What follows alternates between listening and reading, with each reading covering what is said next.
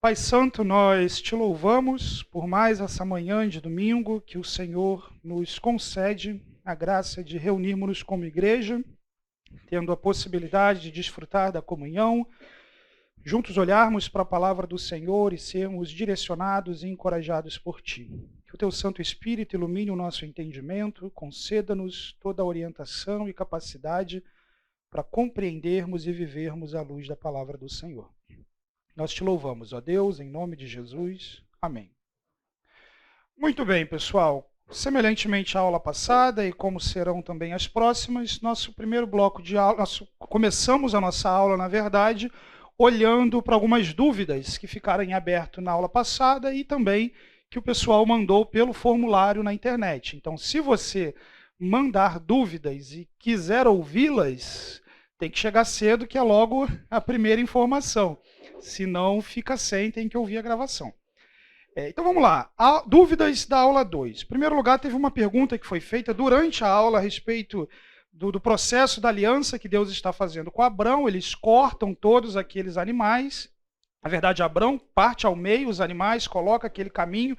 Comentei com vocês a respeito de como isso era um elemento que simbolizava a própria seriedade da aliança. O próprio termo fazer, no contexto de aliança, significa cortar, e também tipifica os holocaustos, sacrifícios que normalmente acompanham um processo de aliança. Mas o texto diz que Abrão não cortou as aves ao meio.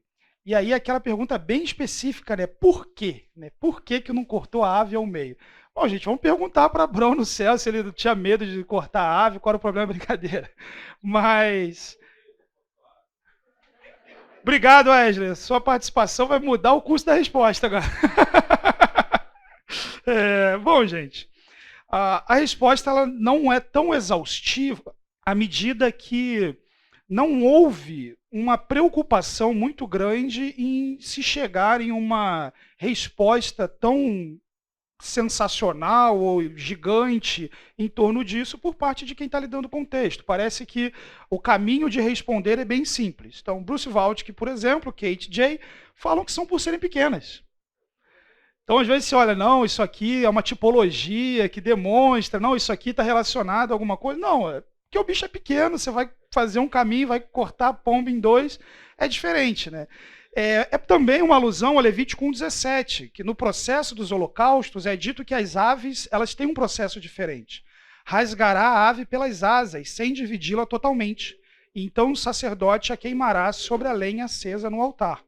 Então, quando você chega já na revelação da lei, lembre que Abraão está vivendo antes que a lei fosse dada, o processo de holocausto envolvendo aves não envolvia partir a ave ao meio, mas apenas depená-la e então oferecê-la em holocausto.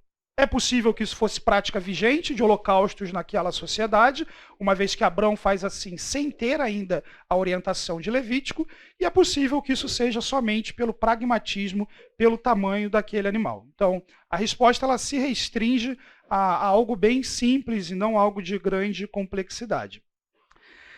Segunda pergunta, que foi feita já pelo formulário aqui, quando possivelmente o povo de Israel teve em mãos todo o Pentateuco escrito? Na primeira aula, a gente dedicou bastante tempo para falar sobre o processo de composição e autoria do Pentateuco. Recomendo sempre, independentemente de quando você entrar nesse curso, pelo menos as 2 primeiras aulas assista, porque elas dão o fundamento, a base para tudo que a gente vai falar. Mas, bom, o Pentateuco mosaico, ou seja, aquilo que Moisés escreveu, com todo aquele processo que nós falamos, seria por volta do ano 270 a.C., na datação antiga, ou 440 a.C. na data recente. Por que data antiga ou data recente? Na aula que vem, quando nós falarmos de Êxodo, nós vamos analisar os pontos, os prós e contras para a data do Êxodo. Existe uma linha de interpretação que coloca o Êxodo numa data mais antiga e uma linha de interpretação que coloca o Êxodo numa data recente. Então, em torno desse período de tempo, Moisés teria chegado de frente às campinas de Moabe, não entra na Terra Prometida, e por volta desse tempo nós teríamos o que hoje é a maior parte do Pentateuco que está em nossas Bíblias.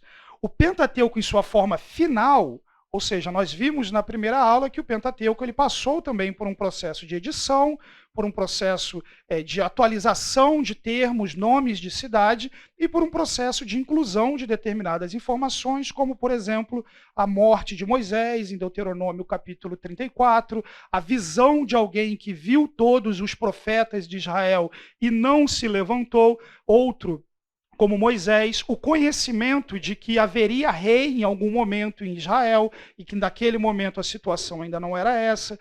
Então, a forma final do Pentateuco por volta do ano 400 a.C., nos dias de Esdras, quem sabe até pelas mãos do próprio Esdras, como nós comentamos aqui na nossa primeira aula. Uma outra pergunta, essa de natureza mais sistemática: Moisés falava com Deus face a face, mas sabemos que Deus é espírito. Quais as possíveis interpretações para essa passagem? Normalmente, quando se fala em ver Deus face a face, a pergunta que surge é mais a respeito das declarações bíblicas em torno de que ver Deus face a face não é algo possível, ou implica, inclusive, na morte daquele indivíduo. Mas o fato é que certamente houve uma limitação da extensão da majestade divina. Os olhos humanos, eles possuem uma limitação e são incapazes de captar a totalidade do infinito. Os meus olhos não são capazes de perceber o que está na outra sala. Eu só consigo perceber o que está dentro desse ambiente aqui. Quanto mais o infinito. Deus é infinito. Então, ver Deus face a face não implica em se deparar com a totalidade do ser e essência divina, da qual nenhum ser humano é capaz de estar diante e permanecer. Mas efetivamente estar diante de uma manifestação, de uma apresentação de Deus em gigantesca glória e majestade, mas de modo em que Moisés é capaz de contemplar, interagir e se comunicar.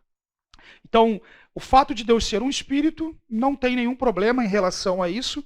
A gente sabe, biologicamente falando, a fala, teoricamente, exigiria um corpo, ar, todo o processo para verbalizar. Mas o Deus que soprou o fôlego de vida certamente não está limitado a absolutamente nenhuma dessas coisas. E no batismo do Senhor Jesus, é uma voz dos céus que anuncia que aquele é o Filho amado. Então, o fato de ser um espírito não implica na impossibilidade de falar. Isso dito, pessoal, e lembrando, o QR Code para perguntas se encontra na folhinha que vocês receberam. E eu tenho aqui algumas folhinhas que eu imprimi das últimas 2 aulas. Caso você queira, é só pegar aqui no intervalo. Joia? A partir da aula de hoje, nós entramos efetivamente no conteúdo dos livros do Pentateuco. Nós temos cadeiras aqui pela frente, 3, 4, 5, mais 2 para cá, outra ali, 3, mais 2 ali naquela fileira. Ainda temos alguns lugares, fiquem à vontade, tá bom, gente?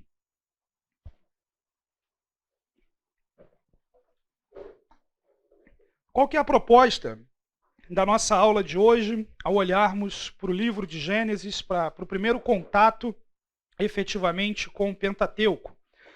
Nós trabalharemos com 2 divisões dentro do livro. Em primeiro lugar, a história primeva, ou seja, o conteúdo de Gênesis 1 a 11. Período da criação do mundo, antediluviano, tudo isso. Em seguida, a história patriarcal. Abraão, Isaac, Jacó, finalizando com o povo do Egito, no Egito, e aqui seguindo o fluxo da narrativa e da teologia. Nós não conseguiremos explorar todo o conteúdo de vida, especialmente de Isaac, Jacó e José.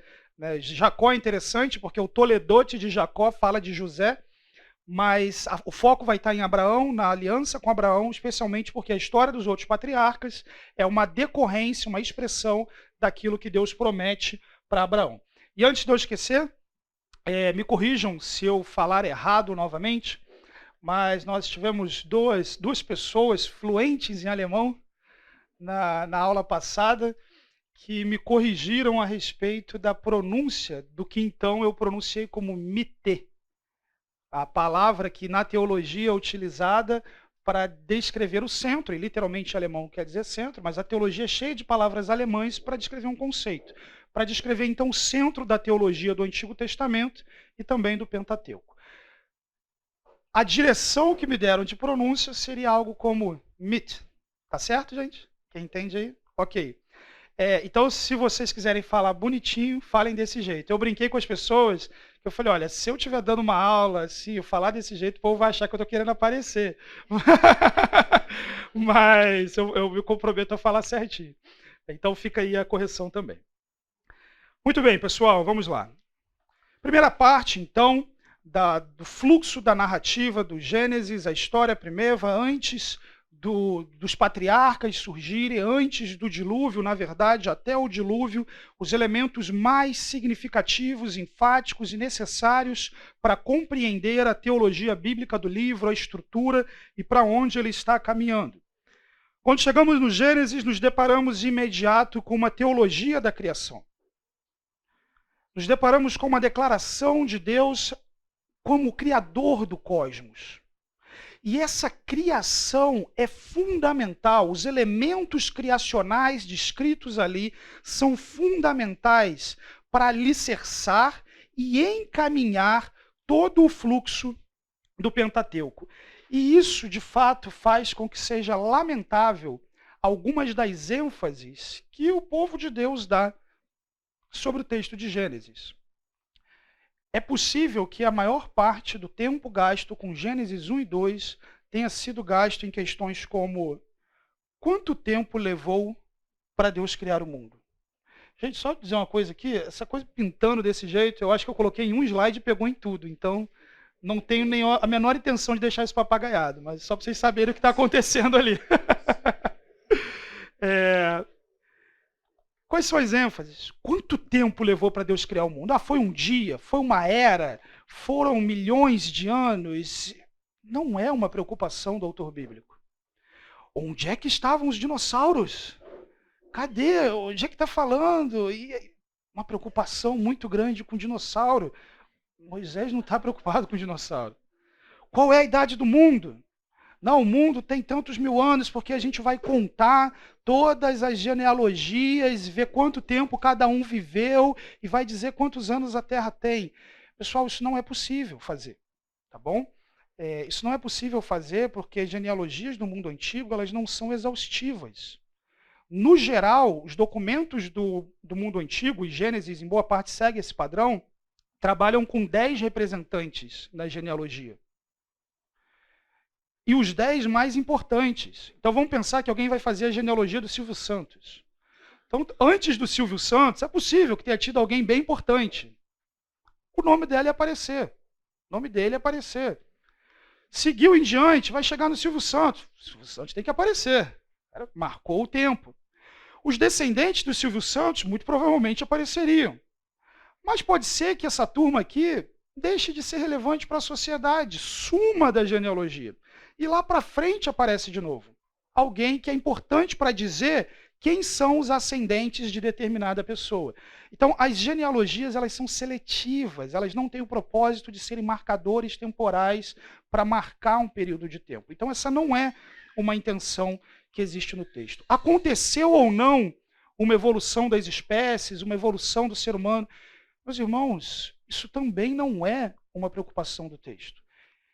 Há um ambiente na teologia filosófica, no diálogo entre fé e ciência, em que algumas dessas perguntas podem ser consideradas, até mesmo porque são perguntas que estão sendo feitas, sim, mas esse não é o ambiente da teologia bíblica. Esse não é o ambiente da revelação, esse não é o ambiente da pergunta o que o autor quis dizer com o texto. Qual é a intenção desse texto? Esse não é o ambiente em que essas perguntas acontecem e esse é o foco da proposta de nossa aula, da proposta do nosso curso, que é a teologia bíblica. Quais são as ênfases que a gente tem no texto e que com frequência perdemos quando estamos preocupados com dinossauros e idade da Terra? O Criador distinto da criação, a fortíssima apologética contra o paganismo, o domínio de Elohim sobre o reino cósmico, a ordem e a submissão no mundo criado, o estabelecimento dos valores criacionais da vida, a representação pactual com os primeiros pais, a intenção da graça de Deus em criar e direcionar o mundo para o que é bom, a relação do homem com a terra e aquilo que nós exploraremos bastante aqui, o posicionamento da semente, o conceito de semente e o fluxo de semente ao longo do Pentateuco. Quando os nossos olhos estão preocupados somente com a questão de ciência e se isso interfere no texto bíblico ou não, a gente pede aquilo que o texto bíblico realmente foi revelado para nos dizer. Ok? Chegamos então no Pentateuco e nos deparamos com a porta de entrada dele. No princípio, Deus criou os céus e a terra. Há evidências para entender que isso aqui é um título para Gênesis e para o próprio Pentateuco, alicerçado na declaração fundamental de que o Senhor é aquele que tem o direito de reino, de soberania sobre todo o mundo criado. Temos lugares por ali, tá, minha irmã? Fique à vontade. Pessoal do fundão, me dá aquela ajuda. Vai avisando o pessoal que chegar que tem lugarzinho aqui pelo meio ainda. O termo utilizado para criar em Gênesis 1:1 é bara. Eventualmente, existe uma colocação que é possível que alguns de vocês já tenham ouvido, que bara é um termo hebraico para falar de criar a partir do nada. E um outro termo hebraico, por exemplo, para quando Deus vai criar o nome, asa, é o termo para quando Deus cria a partir de algo pré-existente. Isso não é verdade no texto hebraico e também não é a intenção do autor o uso que ele faz de bara. De fato, Deus cria o mundo a partir do nada, Deus cria o mundo a partir somente da sua palavra, do seu desejo, da sua intenção e propósito de criar. No entanto, bara é a palavra utilizada em todo o Antigo Testamento, reservada, sacralizada para a ação criadora de Deus. Você tem 48 ocorrências dessa palavra, desse verbo, ao longo do Antigo Testamento. Todas elas é Deus que cria. E nem sempre Deus cria a partir do nada. Ele cria, por exemplo, Israel, a partir, obviamente, de seres humanos. Eu deixei lá no Google Drive todos os textos em que Deus cria, em que o verbo bara é empregado no Antigo Testamento. Você vai ver. Os autores bíblicos não utilizam essa palavra como tendo outro sujeito que não o próprio Deus. Dentro do Pentateuco, dentro do Antigo Testamento, a ênfase é o Senhor é o Criador. O Senhor é aquele que detém o seu poder sobre a totalidade da criação. A criação é fruto da ação de Deus, da intenção de Deus, do desejo de Deus. E sabe o que é interessante? É que, num certo sentido, ao entrar no Pentateuco desse jeito, isso já seria o primeiro choque de realidade para o leitor antigo. Nós vamos ver no versículo 2 o segundo choque de realidade. Mas o primeiro choque de realidade, porque nas cosmogonias do mundo antigo, ou seja, as narrativas a respeito de como o mundo veio a existir, a criação acontece após uma série de fatores envolvendo normalmente consequência de guerras entre deuses, do acaso através do choque entre o caos e a escuridão, as águas e o caos, mas nunca como uma ação intencional primária da parte de Deus. Gênesis começa dizendo, Deus criou e ponto. Deus criou e ponto. Ele não criou porque isso precisou acontecer, porque ele venceu uma batalha. Ele não criou porque ele precisava de seres humanos, porque ele estava preguiçoso em fazer tarefas enfadonhas, como os mitos gregos apresentam. Deus criou e ponto. Ele criou. Logo após esse título, primeiro versículo, era a terra sem forma e vazia. Trevas cobriam a face do abismo, e o Espírito de Deus se movia sobre as águas. O versículo 2 apresenta um cenário da criação em que há escuridão, em que a terra é apresentada sem forma e vazia, em que há a presença de água, o Espírito de Deus se move sobre as águas. E tudo isso está acontecendo debaixo da declaração de Deus como Criador e, segundo, com a presença da ação criadora de Deus, com o Espírito de Deus, o vento de Deus, pairando sobre essa realidade. Agora, você sabe o que é interessante, pessoal? A partir do versículo 3, Deus diz: disse Deus, haja luz, e houve luz. E aí você tem o dia 1, o dia 2, o dia 3, o tempo todo dizendo: e disse Deus, e disse Deus, e disse Deus, e disse Deus. Agora, se você olhar para todos esses e disse Deus, esses três estados, sem forma e vazia, a escuridão e a presença da água, não aparecem como obras da criação em nenhum dos dias. Se você olhar, por exemplo, o quarto dia, a água não é criada. É feita separação entre as águas. Pressuposto que essa água já estava lá. Por que, na estratégia de composição do texto, o autor deixou sem forma e vazia, que denomina no imaginário do mundo antigo o cenário de caos? Por que deixar caos, escuridão e presença de água fora do fluxo dos dias da criação? Para a gente isso pode querer dizer pouca coisa, mas para o leitor daquela época, se deparar com essa declaração, seria um grande uau. Por quê, pessoal? Em praticamente todas as cosmogonias do mundo antigo, caos, escuridão e os oceanos primordiais existem de forma quase eterna. Eles são identificados como, eventualmente, até de onde os deuses surgiram. A divindade estava dentro de um ovo, pairando na escuridão, ou nos oceanos primordiais, então aquele ovo choca e a criação começa a acontecer. Tiamat é destruído, as águas dos oceanos, Apsu, a divindade babilônica das águas doces, a imagem de água, escuridão e caos como algo anterior à criação. Só que o texto de Gênesis já começou no versículo 1 dizendo que Deus criou todas as coisas. Então, no primeiro momento, ele está afastando. Lembrem que uma das ênfases teológicas do texto é apologética, é defender a fé e preparar o povo de Deus contra as influências da religião egípcia cananeia, com influências também, posteriormente, com a religião babilônica. Então, esse indivíduo se deparando nesse cenário, ele já está dizendo, Deus é anterior a isso. A escuridão, o caos e as águas. Não somente isso, mas as águas, o reino de Tiamat, o caos, o terror absoluto do estado da não existência, a escuridão, o reino em que a vida não prospera. Tudo isso, que era o domínio de divindades centrais naqueles panteões, é apresentado como debaixo do domínio de Deus. As supostas águas primordiais são apresentadas não conflitando em um combate cósmico contra Deus, mas com o Espírito do Senhor pairando sobre elas.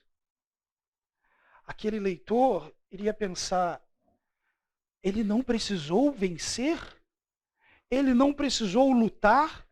Ele não precisou destruir? Não. Sabe o que ele fez? Ele só falou. E disse Deus, haja luz, e houve luz. E disse Deus, separem-se as águas. O domínio, a soberania, o poder de Deus é demonstrado na estratégia composicional do texto de Gênesis, deixando de fora essas coisas, não para dizer que elas são eternas, mas para deixar claro para aqueles indivíduos que tinham isso em máxima estima, de que escuridão, caos e águas não são domínio de divindades, não são eternos em relação a Deus, não são a fonte da criação de Deus, mas estão debaixo do domínio soberano do Senhor. A partir dali, cada dia da criação não somente colocará debaixo da atividade criadora de Deus tudo aquilo que existe no mundo, como também, ao fazer isso, puxa o tapete, tira o telhado das cosmovisões do Antigo Oriente Médio.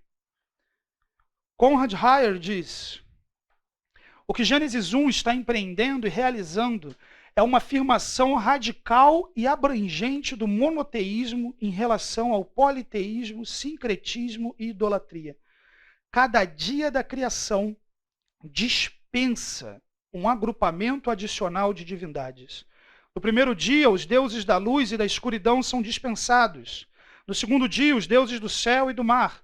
No terceiro dia, os deuses da terra e os deuses da vegetação. No quarto dia, os deuses do sol, da lua e das estrelas. O quinto e o sexto dias eliminam quaisquer associações com a divindade do reino animal. E, finalmente, a existência humana também é esvaziada de qualquer divindade intrínseca, enquanto, ao mesmo tempo, todos os seres humanos, desde os maiores até os menores, e não apenas faraós, reis e heróis, são concedidos uma semelhança divina e mediação. Gente, isso é sensacional. O que está acontecendo aqui, o que o pessoal está olhando aqui, é muita informação. Tudo que era valioso, tudo que era fundamental, tudo que era basilar nas cosmovisões do Antigo Oriente Médio é desnudado de autoridade. E perceba essa ênfase interessante no próprio ser humano. Olhar para os reis, olhar para os imperadores da época e dizer: o que tem de Deus em você é o mesmo que tem de Deus no seu escravo. Imagem e semelhança. Enquanto em todas aquelas cosmogonias a divindade era reclusa para os monarcas, para os imperadores, faraós, reis. Gênesis olha para tudo isso e diz para um povo que acabou de ver o Senhor humilhar um rei através de escravos: vocês são minha imagem e semelhança. Isso conflita, isso é contracultural. Sabe o que é engraçado? Só um parêntese aqui. Quando o pessoal fala que a Bíblia é um livro do passado, e por isso nós devemos atualizá-la ou falar de um jeito para essa sociedade, porque essa sociedade não lida bem com o que ela diz. Gente, a sociedade nunca lidou bem com o que a Bíblia diz.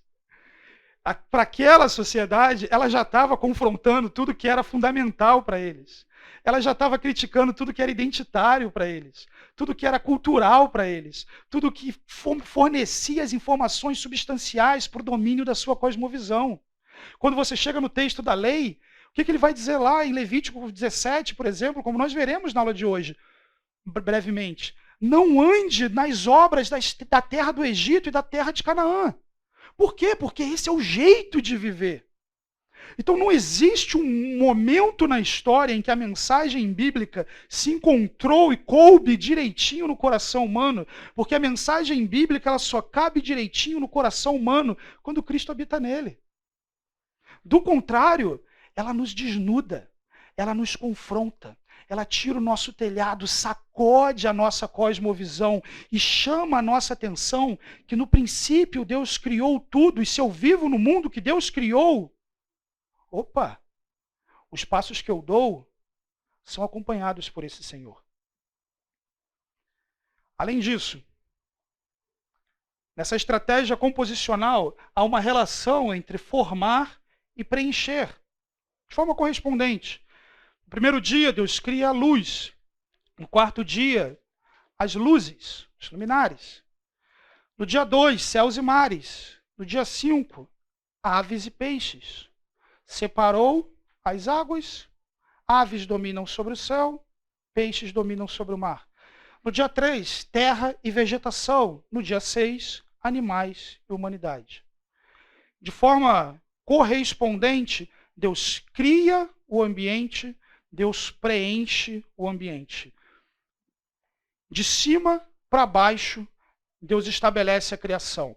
Começando dos grandes astros luminares da esfera espacial, descendo até os céus, chegando à terra seca, partindo das luzes, aves, peixes, animais e humanidade.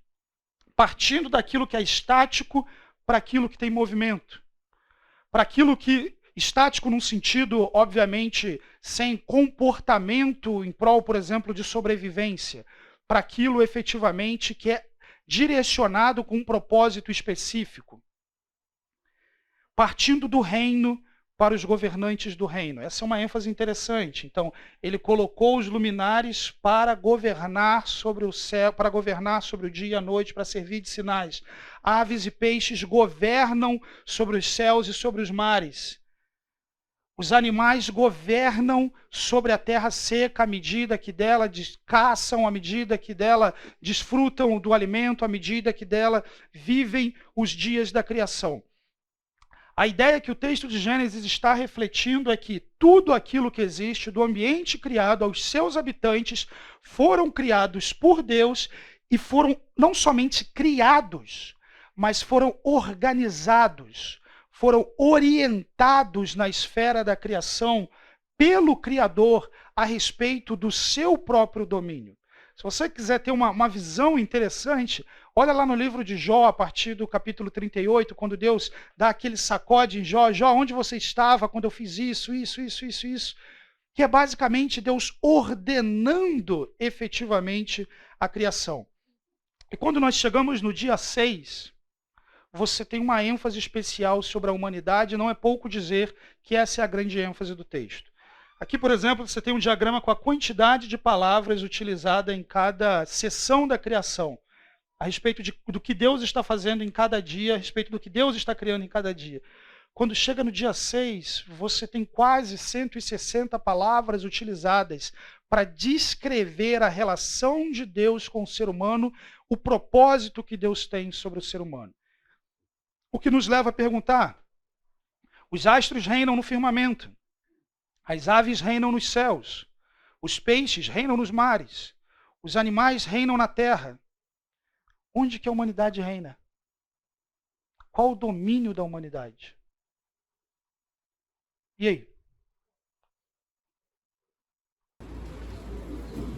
Sobre todos esses aqui, vai ser escrito na terra. Oi? Domínio sobre tudo, né, organiza, na ordem que ele dá, né? Mas eu acho que fica bem assim, no espaço que você vive, no jardim que eu te dei, aí você tem que dominar, nesse espaço delimitado. Você... A ênfase no mandato cultural, um termo que o Eusébio usou aqui, reinando a partir do jardim. Vamos explorar um pouco disso.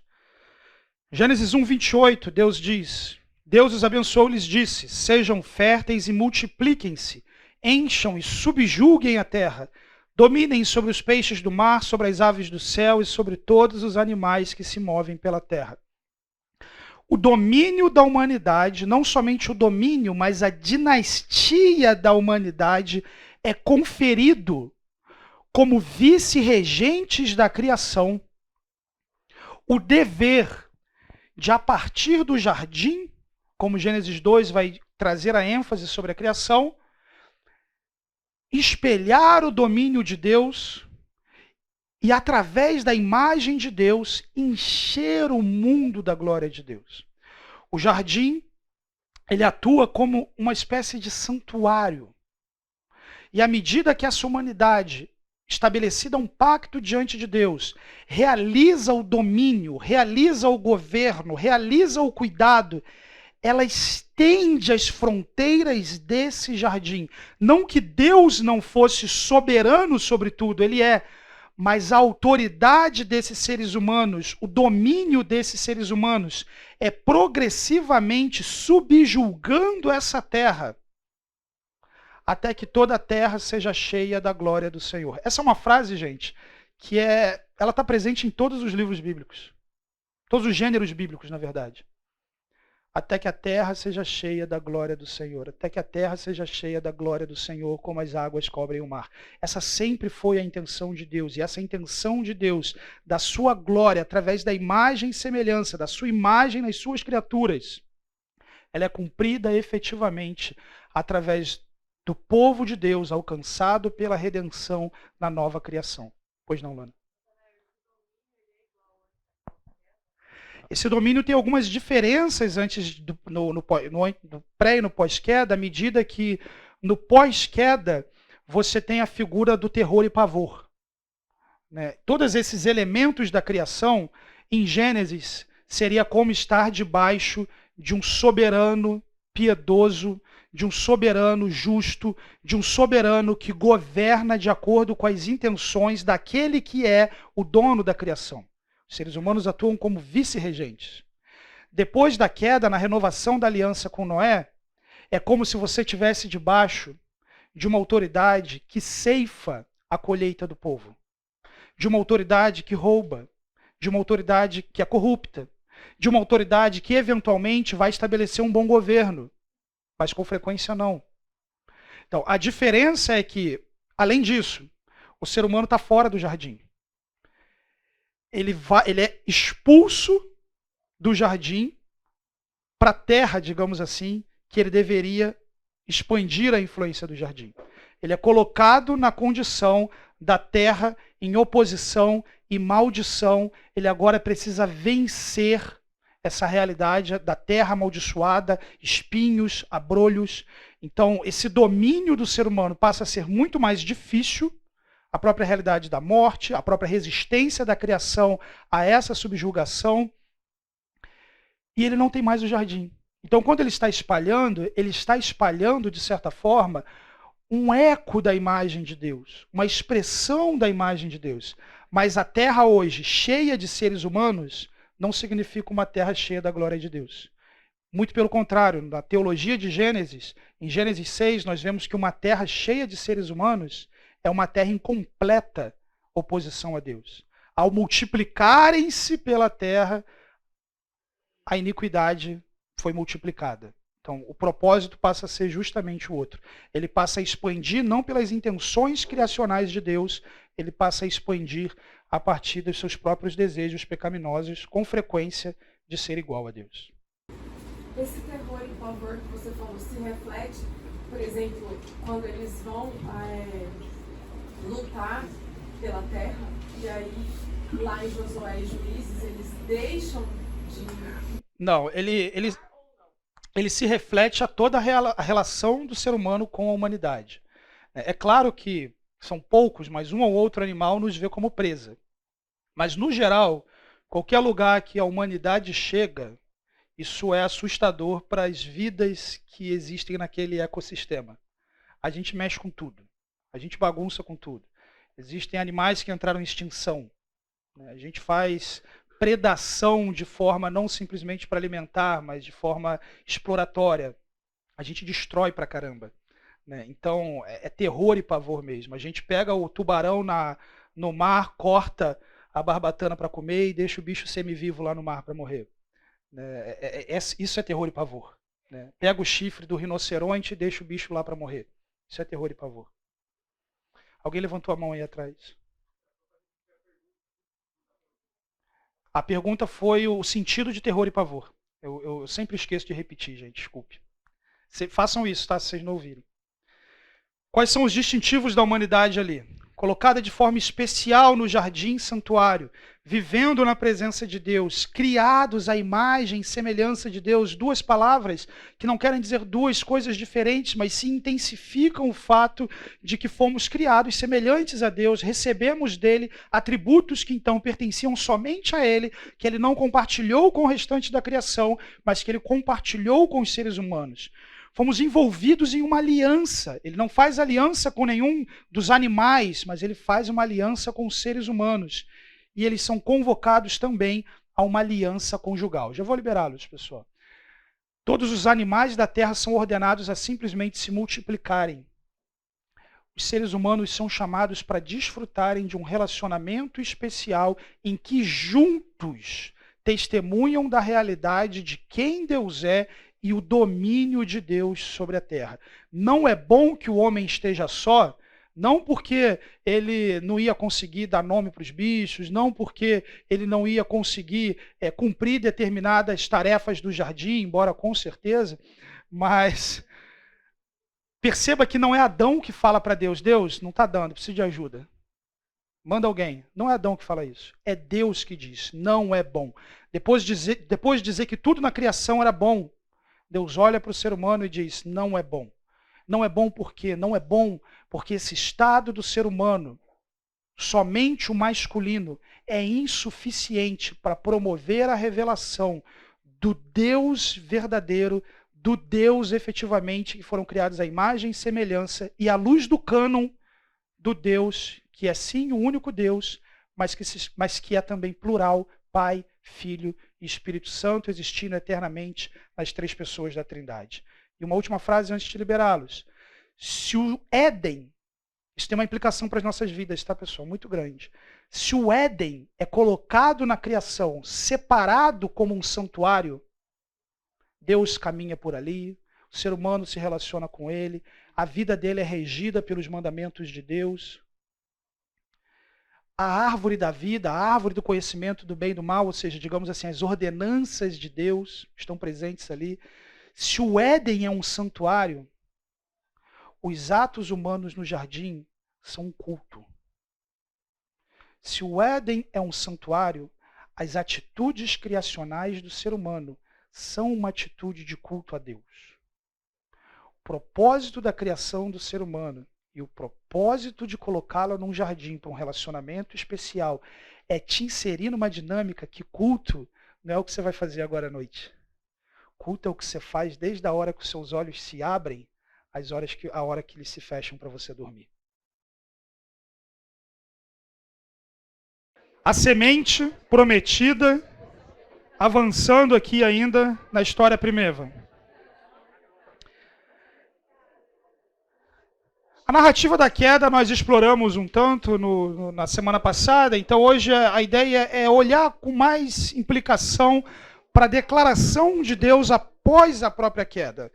De fato, a queda muda radicalmente a relação do ser humano com o mundo, a relação do ser humano com a terra que antes ele deveria dominar e expandir, agora é amaldiçoada, a vida passa a ser caracterizada pela morte, o relacionamento entre homem e mulher torna-se conflituoso, uma série de elementos passam efetivamente a demonstrar como que a vida passa a ser.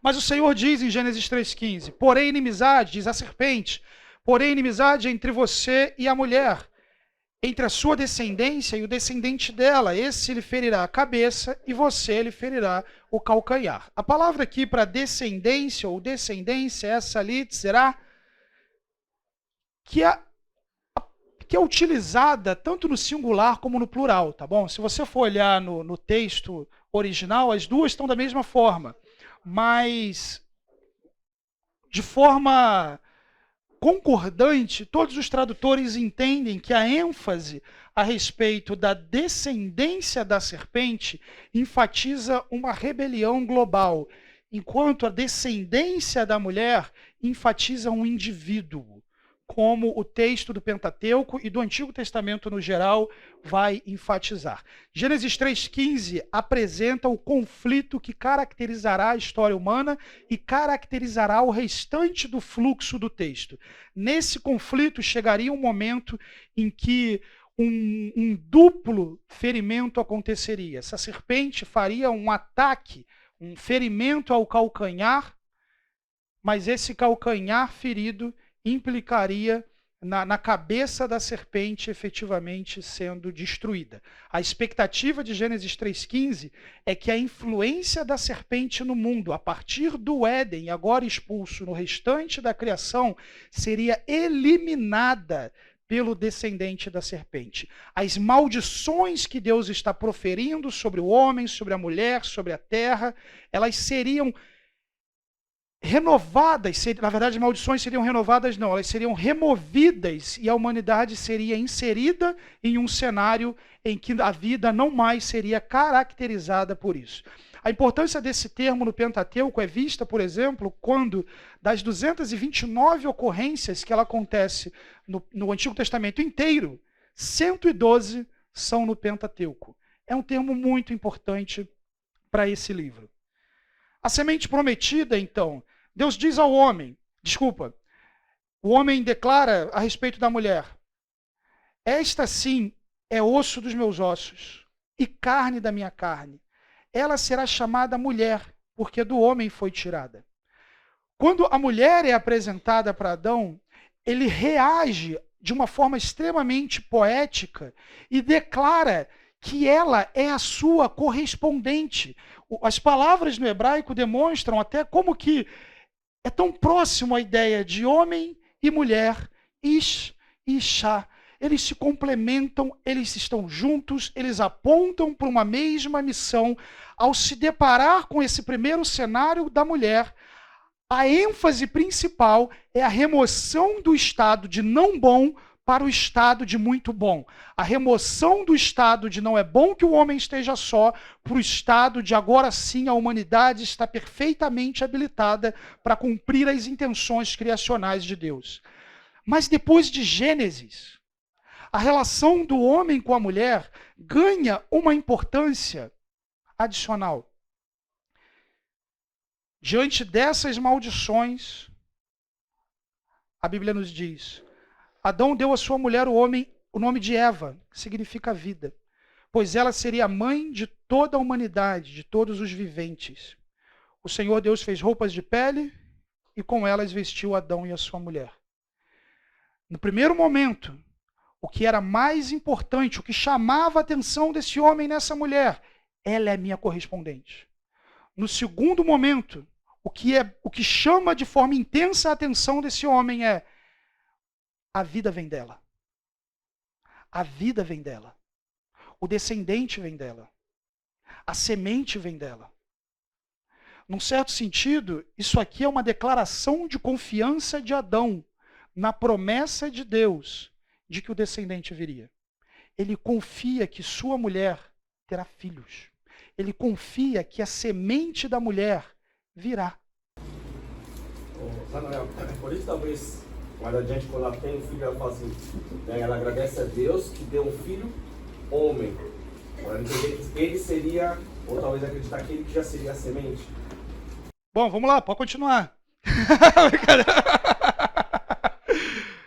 Mas sim, ele perguntou aqui se o fato da mulher, quando tem o filho, indicava para ela que a promessa foi cumprida, que a semente efetivamente veio.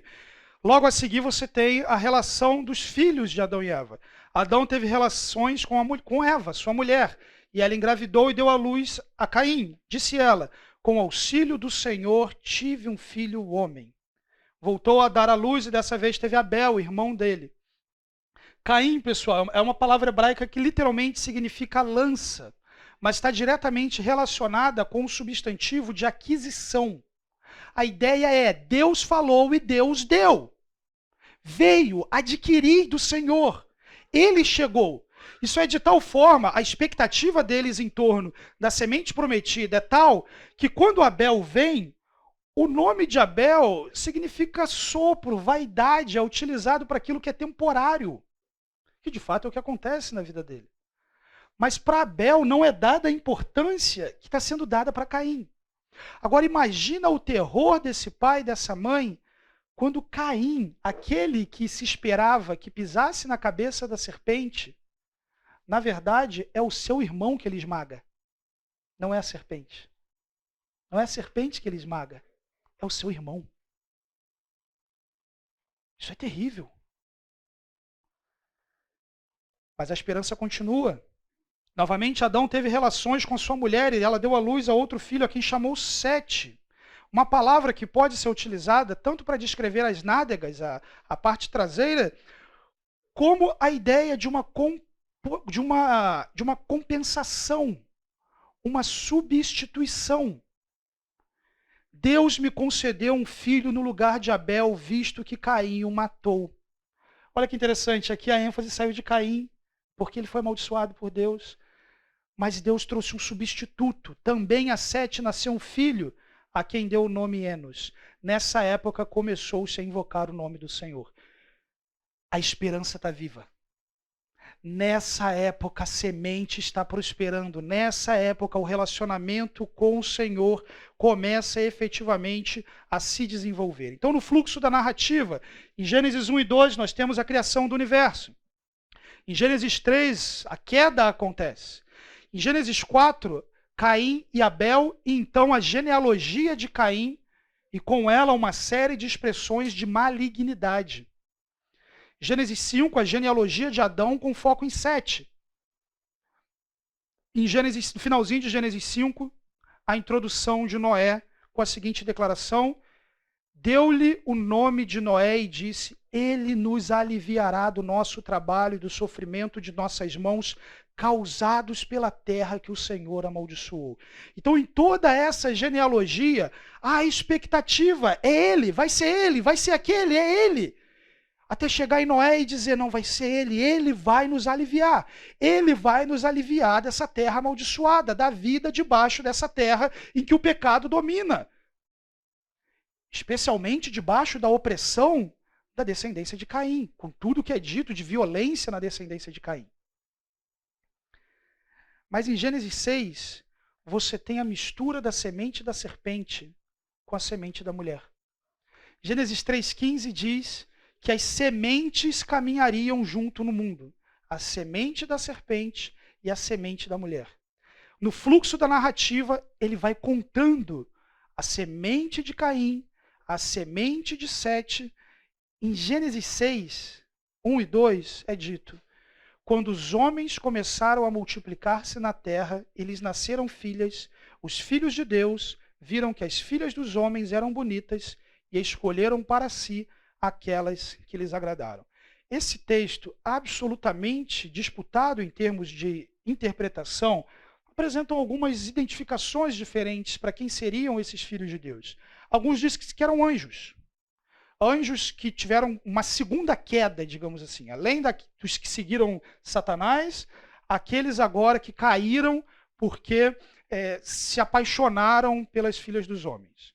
Outros indivíduos não, identificam que foram os próprios demônios que tiveram essa movimentação, uma vez que o fato de terem caído não faz com que eles deixem de ser anjos.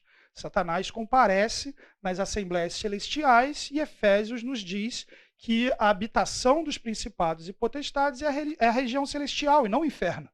Então, efetivamente, eles ainda existem na sua condição de anjos, com as capacidades e potências de um anjo, dentre elas a capacidade, vemos isso no Antigo Testamento, de se materializar, mas aqui de forma caída.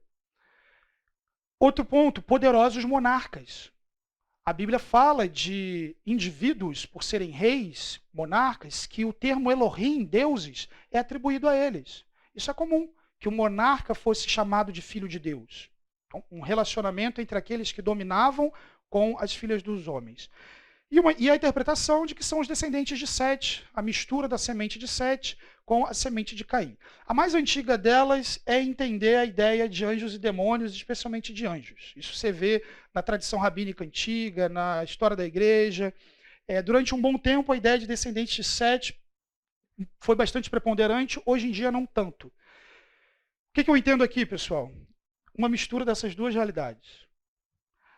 A atuação satânica, a semente da serpente invadindo a semente em que o nome do Senhor é invocado. Invadindo os descendentes de Sete. Então, pelo fluxo da narrativa, descendentes de Sete envolvidos pela proposta da serpente. E a ênfase do texto é a semente prometida ameaçada. Então, à medida que a descendência de Caim prospera a iniquidade do mundo e a descendência de Sete, o nome do Senhor é invocado, e a descendência de Sete, sobre atuação maligna, quem sabe até sobre possessão maligna, se mistura com essa semente, e dela, o texto diz, nascem os poderosos de então, mas isso bagunça com o mundo de uma forma que a iniquidade é tal que a existência desse mundo não é mais tolerada. Chegamos no dilúvio. A idade da humanidade é limitada, há um decreto para destruir a criação, há um decreto para demonstrar benevolência a Noé, o toledote de Noé, construir a arca, promessa da aliança, preservação das espécies, o próprio dilúvio, o fim do dilúvio, a renovação da aliança. A aula passada falamos sobre como a aliança com Noé não é necessariamente uma nova aliança, mas sim uma renovação da aliança com Adão e a continuidade do conflito. Esse elemento é interessante, meus irmãos, a continuidade do conflito. O que o dilúvio faz? Ele elimina, teoricamente, a junção das sementes, da semente da serpente com a semente da mulher. Mas o que eu defendi aqui? Que o conflito chegou ao ponto que a semente de Sete está aliada à serpente. E essa semente entra na arca.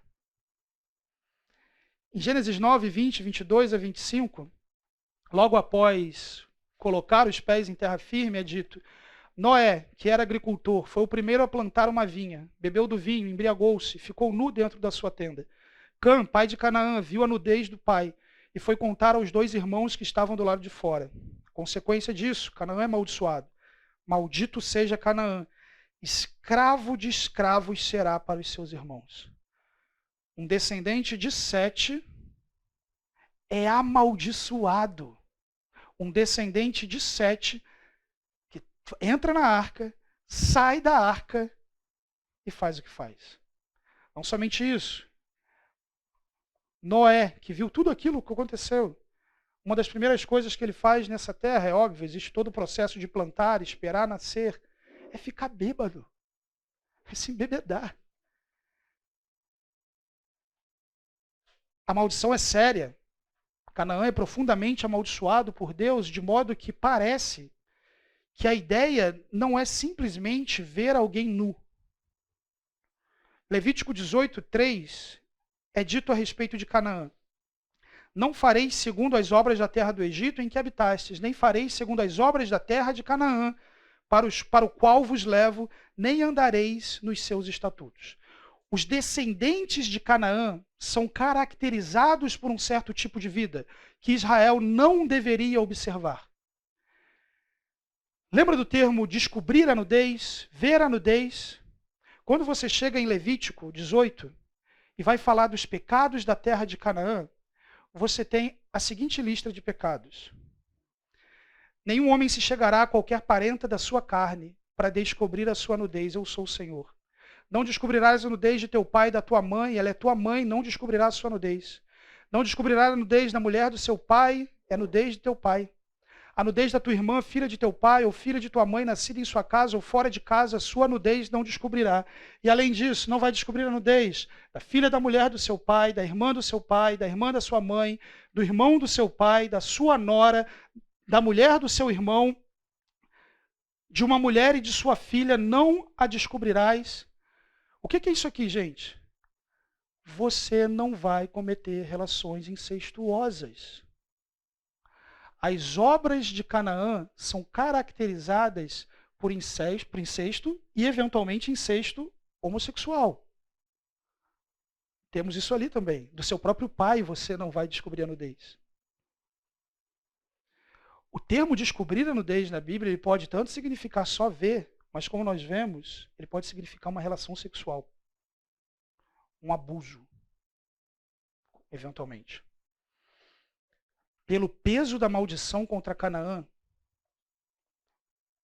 a sugestão, à luz de Levítico 18, é que ele não só viu seu pai bêbado naquela tenda, mas que ele abusou do seu pai. Esse é o peso da narrativa. Quem viu foi Cã, né? Isso. E a maldição está em Canaã, que é o filho. Eu vi alguns textos falando que talvez Canaã tenha sido amaldiçoado, porque o texto não está falando, mas talvez ele possa ter, de alguma forma, participado disso. É possível. Mas lembra que a gente está falando o quê? De semente. O fluxo da narrativa é o tempo todo descendência. Para quem a descendência corre. Então, desde Gênesis, a história toda é o fluxo de descendência. Os descendentes disso, os descendentes da serpente, descendentes da semente prometida. Então, a maldição não recai sobre um indivíduo, recai sobre os descendentes. E da terra, justamente, que o povo vai precisar conquistar. Então, pelo peso da maldição, isso parece sugerir que foi algo mais do que simplesmente ver uma pessoa nua. Algo bem sério. Chega adiante, a Tábua das Nações. Você tem o Toledote, vejam a aula 1 para entender o sentido de Toledote, de Shem, Cão e Jafé. Shem porque em português a gente traduziu como Sem, mas no hebraico, nas traduções em inglês, é Shem. Mas não tem problema chamar Sem, e mesmo em inglês a tradução é Shem, mas para falar dos povos semitas se usa Sem, né? Mas o termo é Shem. Você tem a Tábua das Nações explicando a origem dos povos, para quem veio de quem, para onde a semente está indo, para onde essas pessoas se espalharam após o dilúvio, e com foco em Shem, que é muito criativo, tá, gente? Significa nome. Mas qual vai ser o nome? Nome. Não, sério, qual o nome? Nome. Né? Então, é isso. Significa nome. Então, a ênfase da Tábua das Nações recai sobre um indivíduo chamado nome.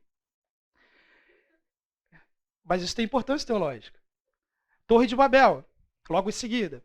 Disseram uns aos outros, vamos fazer tijolos e queimá-los bem. Usavam tijolos em lugar de pedras, piche em vez de argamassa. Por quê? Esses indivíduos estão deliberadamente violando a aliança de Deus. Como que Deus julga? Deus julga através do dilúvio, Deus julga através de águas. Então a gente vai construir de um jeito impermeável. Depois disseram, vamos construir uma cidade com uma torre que alcance os céus.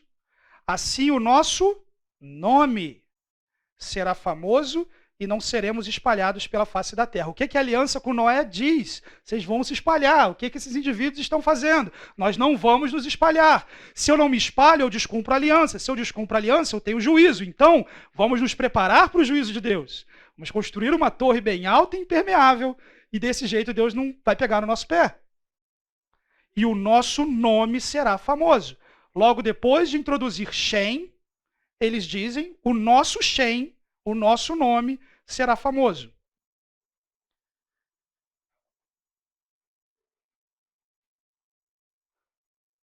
O foco em Shem, no nome, em Gênesis 10. Os homens querem fazer um nome famoso. Depois, entre as narrativas da Torre de Babel, descendência de Shem, narrativa da Torre de Babel, novamente, Shem entra em cena.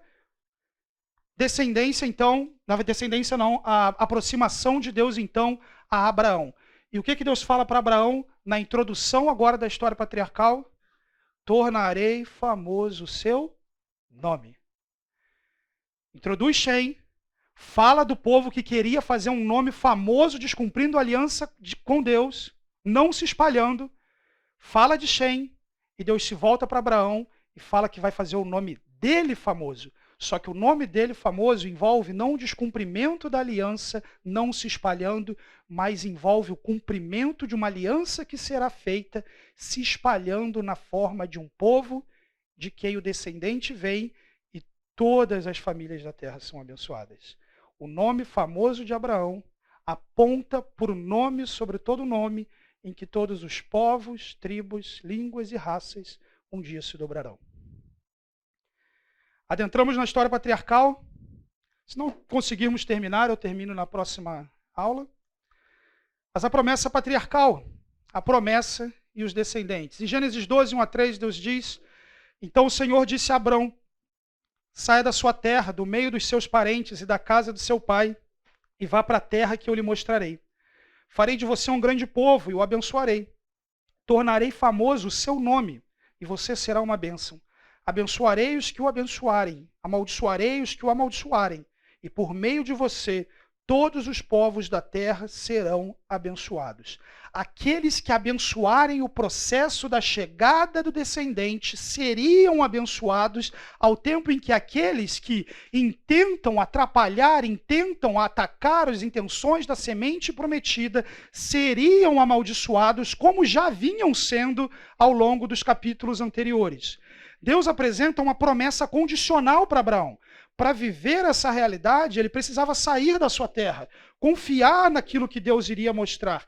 Na terra amaldiçoada pelo pecado, pessoal, o desejo de Deus é abençoar. O desejo de Deus não é amaldiçoar, o desejo de Deus é abençoar todos os povos da terra.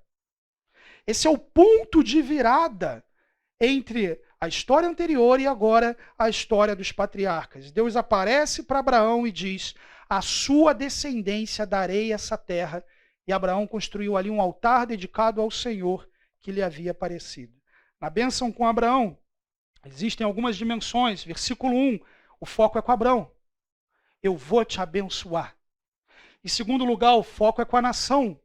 Eu vou fazer um povo abençoado. E em terceiro lugar, versículo 3, não está ali, eu vou abençoar todas as famílias da terra.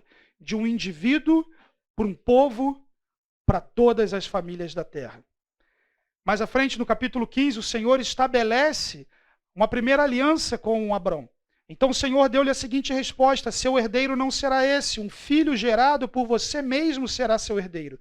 Levando-o para fora da tenda, disse-lhe: olhe para os céus, conte as estrelas, se é que pode contá-las, e prosseguiu: assim será a sua descendência.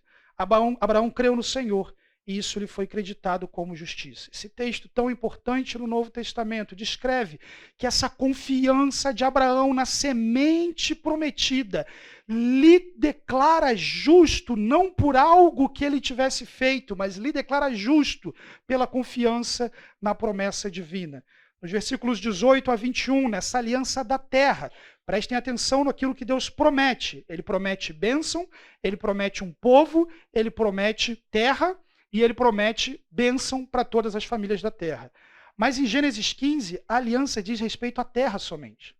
Naquele dia, o Senhor fez a seguinte aliança com Abraão: aos seus descendentes dei essa terra, desde o ribeiro do Egito até o grande rio, o Eufrates, a terra dos queneus, dos quenezeus, dos cadmoneus, dos hititas, dos ferezeus, dos refaíns, dos amorreus, dos cananeus, dos girgazeus e dos jebuseus. Deus agora, através de uma aliança, estabelece aquilo que ele vai oferecer como domínio, inclusive trazendo clareza a respeito do perímetro, efetivamente, que essa aliança aconteceria. Vimos na aula passada que essa é uma aliança incondicional, que Deus passa sozinho por meio do sacrifício, que Deus garantiu por ele mesmo fazer isso acontecer. E fiz o inclusio dizendo que essa faixa de território que está na promessa incondicional, Israel, em sua história, nunca ocupou essa faixa de território, e isso pode ter implicações de natureza escatológica.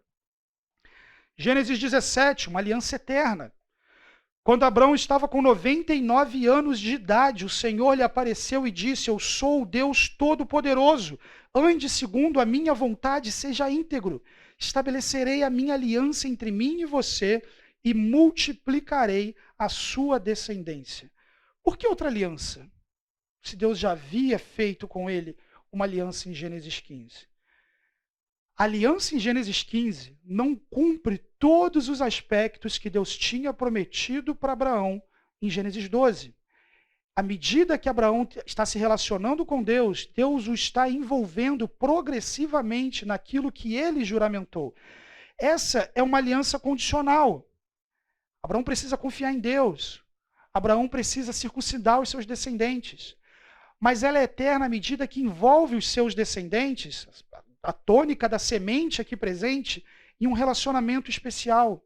Está relacionada a essa semente prometida porque é de Abraão que vai vir. E a mudança de nome, novamente aqui, tipificando agora que Abraão não é simplesmente alguém envolvido em uma relação unilateral com Deus, mas é alguém que será pai de muitas nações. E como pai de muitas nações, a sua vida proverá, abençoará, livrará as demais nações. É como, por exemplo, Deus fala a respeito de José, né, e que as nossas traduções colocam que ele era muito importante para o faraó, ou que ele era um governante para faraó, um ministro para faraó, mas o termo hebraico é literalmente, ele era um pai para faraó. José era o pai de faraó, tipificando justamente a ideia de que José, como mediador da bênção, abençoou um povo que estava fora da aliança, o livrando do mal, da desgraça e da morte. Não somente um povo, mas diversas nações que se direcionaram para o Egito para não morrerem de fome. Como que apontando para uma realidade futura em que os povos se direcionam para o mediador da aliança para receber a vida, para receber a libertação, para receber o pão que efetivamente sacia. Em Gênesis 22, você tem essa aliança de Gênesis 17, que não chega efetivamente a ocorrer, mas a apontar, uma vez que depende da obediência de Abraão. Mas em Gênesis 22 acontece o seguinte: pela segunda vez o anjo do Senhor chamou do céu a Abraão e disse: juro por mim mesmo, declara o Senhor, que por ter feito o que fez, não me negando seu filho, seu único filho, esteja certo de que o abençoarei e farei seus descendentes tão numerosos como as estrelas do céu e como a areia das praias do mar.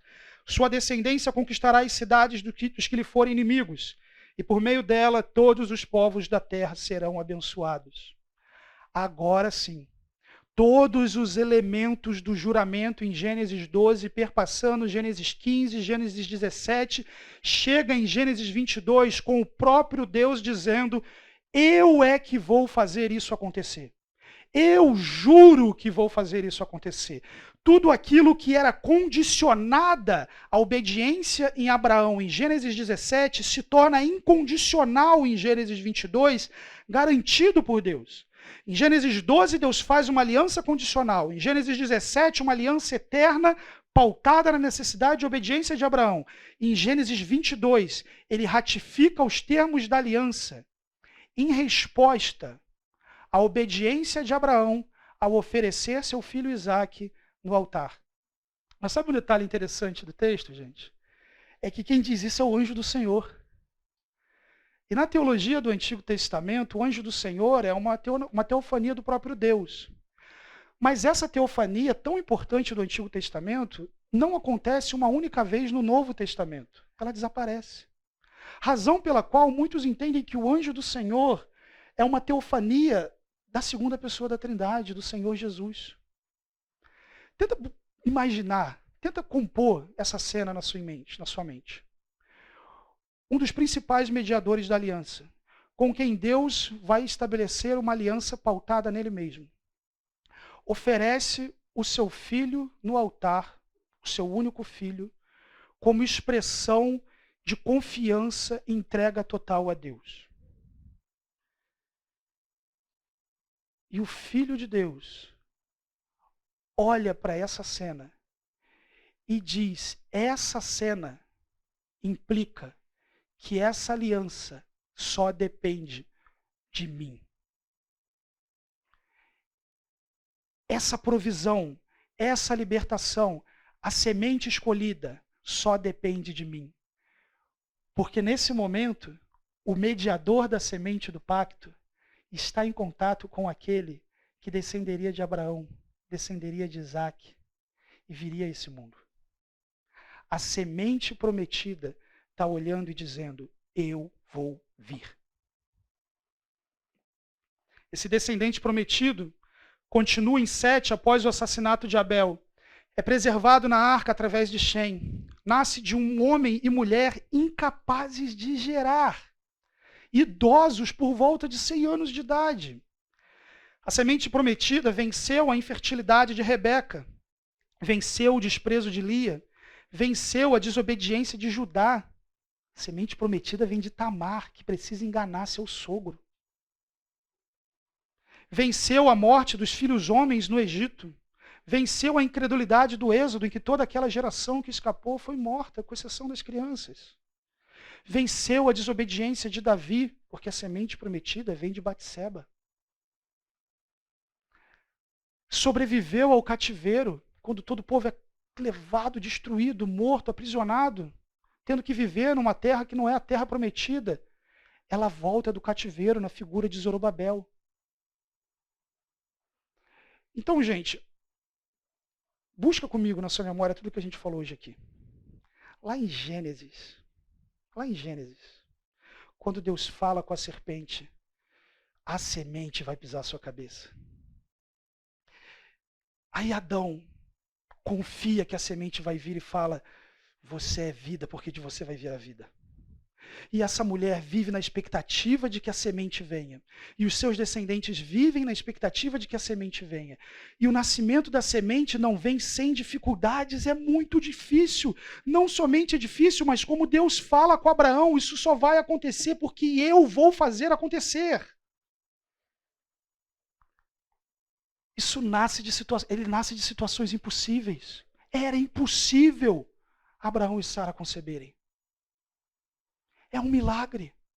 Ela atravessa a história, ela atravessa os séculos, sobrevivendo a todos os ataques e intenções da descendência da serpente, algumas que eu pontuei aqui, outras não, mas preservado no coração do povo descendente que esmagará a cabeça da serpente vai vir, porque Deus prometeu que ele virá.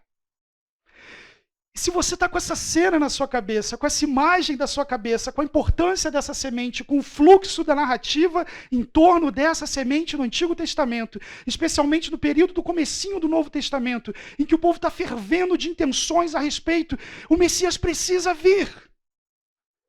Você consegue entender o peso de quando determinado dia um anjo diz: salve agraciada, o Senhor é contigo. Bendita és tu entre as mulheres. Ela é a bendita que Eva quis ser. Ela é a bendita que Sara quis ser. Ela é a bendita que Rebeca quis ser. Ela é a bendita que todas essas mulheres que conservaram no seu coração o anseio profundo que o descendente que pisasse a cabeça da serpente viria através dela. Ela é a bendita cujo ventre receberá a semente prometida. Se você olha o texto, vendo a ela, turbou-se muito com aquelas palavras e considerava: que saudação seria essa?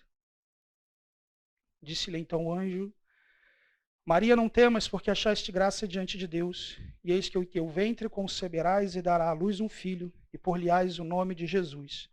Este será grande e será chamado Filho do Altíssimo. O Senhor lhe dará o trono de Davi, seu pai, e reinará eternamente na casa de Jacó, e o seu reino não terá fim.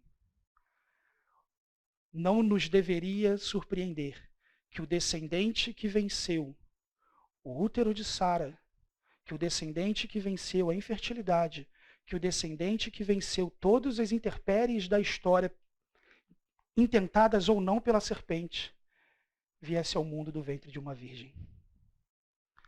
O tempo inteiro Deus está dizendo: a semente vem pelo meu poder. A semente vem de forma que somente eu posso fazer. Preparando o mundo para a realidade que esse descendente prometido, e aqui a totalidade das bênçãos do Antigo Testamento, ele é o Filho do Altíssimo. Ele é o anjo do Senhor. Ele é o próprio Deus. Ele tem o trono de Davi, mas não falha que nem Davi. Ele reina na casa de Jacó. As expectativas do Pentateuco. Quando José se levanta e tem seus sonhos, o que eles dizem? Você quer reinar sobre nós? Ele reina sobre a casa de Jacó. E o seu reino, diferente de todas as expressões de Israel ao longo da sua história, em que praticamente nunca, com exceção de Davi e Salomão, em um período logo depois do cativeiro, praticamente nunca teve autonomia sobre o reino, sempre teve debaixo do domínio de alguém, debaixo da semente prometida, o seu reino não terá fim. Na semente prometida, as promessas patriarcais, a aliança é plenamente cumprida. O domínio é totalmente estabelecido. As nações são abençoadas. E a partir desta terra, e adentrando a eternidade, o reino de Deus é consumado em novos céus e nova terra, começando, terminando como começa, mas numa realidade infinitamente superior, numa realidade que não tem fim, numa realidade em que finalmente entenderemos o que é ser humano de verdade, porque seremos como Cristo é. Vamos orar? Alguém ora para mim, por favor?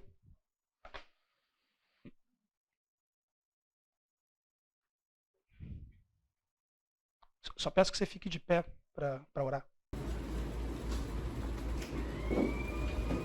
Senhor, como não te dar graças por um plano tão maravilhoso? Nossos corações de fato vibram, te agradecem.